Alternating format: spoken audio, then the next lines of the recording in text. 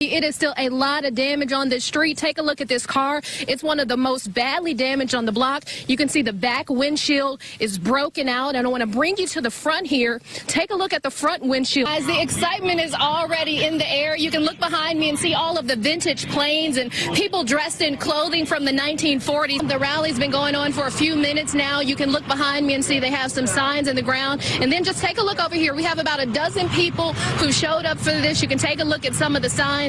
Justice for Greg, no more bull. Organizers say they didn't do this to cause any trouble, but to give folks an outlet to express their anger and their grief. They still have a lot of work to do. You can see the big gaping hole, and you probably can pick up on some of that equipment that's running in the background. As you can still smell smoke in the air, and all along the side of this building, you can see the windows are open. Some of them are broken out. They're covered in soot, and you can take a look down there. There's some more damaged or burned material sticking out of the window. We were about to show you the streets, but then we had these two high school students come run out of the house.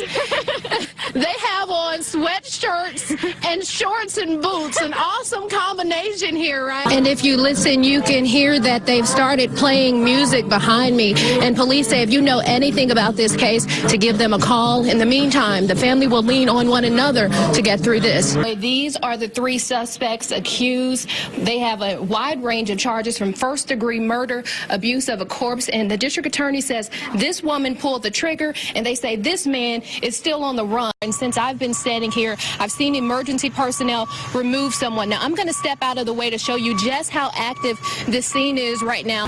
A mobile meth lab doesn't have to be large. Police say the one they found in the Sheetz parking lot was the same size as this soda bottle. You want to trim it down or just shape it up?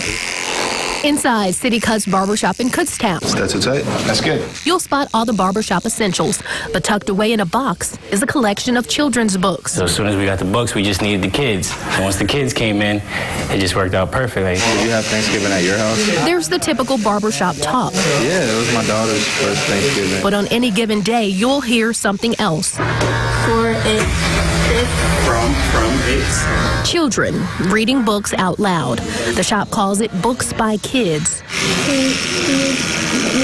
Just the courage for them to do it, because I don't think I would have ever did it as a kid. I don't care how much money it was on the line. You know. Shop owner John Esqueta and barber apprentice Jerry Jones started this almost a year ago as a way to help build kids' reading and public speaking confidence. Even now, for both men, speaking in public is tough. Because you're shy right now. Yes, I am. Very shy. Right now in the camera, I'm like, palms are sweating a little bit. The guys here say if a kid is brave enough to sit in this seat and read a book, it doesn't matter if they want to read one line, a paragraph, or a chapter. The idea is that they just get comfortable reading something. You might not have the confidence today, but tomorrow you have the confidence to do it. The kids who read get $3 out of the deal, but also confidence. It's a lesson not taught in most barbershops. But these guys say they hope others will pick it up and not let it fade. Well, we want to be more of a staple to the community. In Kutztown, Katiera, Winfrey, 69 News. Jonathan and Grace Foster have each been found guilty of involuntary manslaughter and endangering the welfare of a child. The law's the law, and there's no ifs, ands, or buts. The Upper Topahawken Township couple's 2-year-old daughter, Ella Grace, died from what doctors called a treatable form of pneumonia in 2016.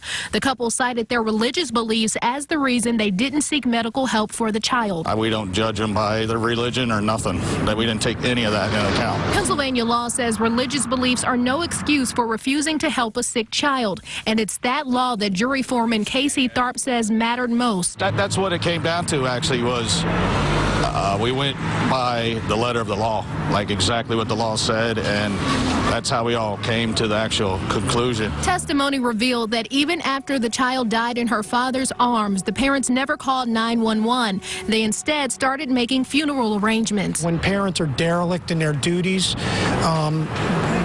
we, law enforcement, prosecutors, have to protect those children, and we will continue to do so. The district attorney says he hopes this conviction sends a message that his office will continue helping children who can't help themselves. The jury foreman says even though the decision is tough, he sticks by it.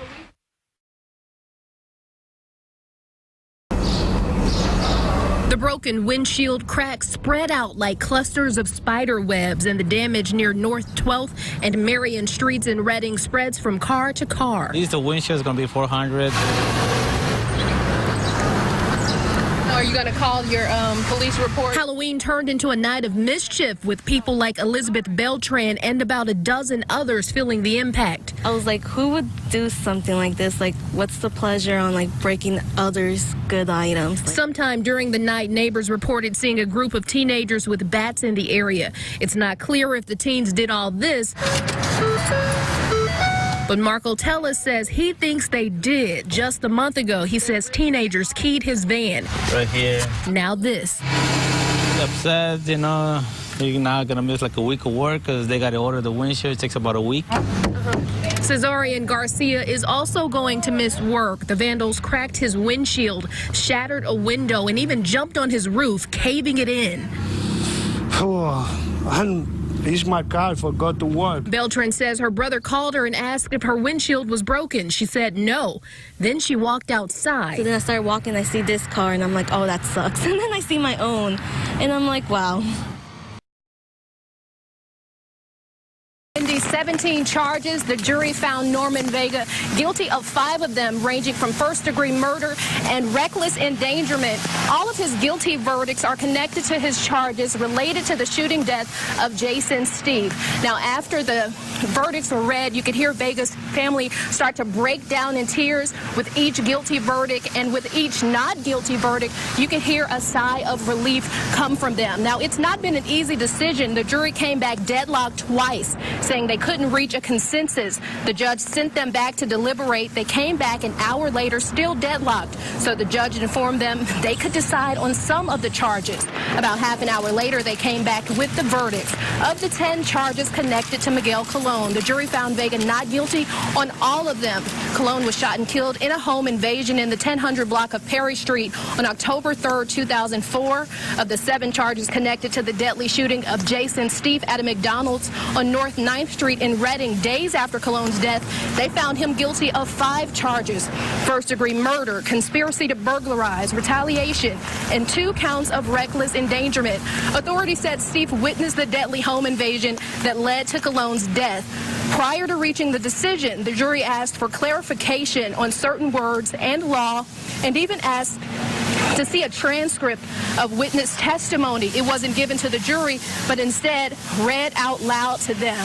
Now, with the conviction of first-degree murder, the death penalty is on the table. So starting tomorrow, we'll start to go through the penalty phase. So we'll hear from more witnesses. And just a few moments ago, I got a chance to speak to Vega's family, and I'll be working to put a story together for our 10:30 show. For now, we're reporting live in Reading.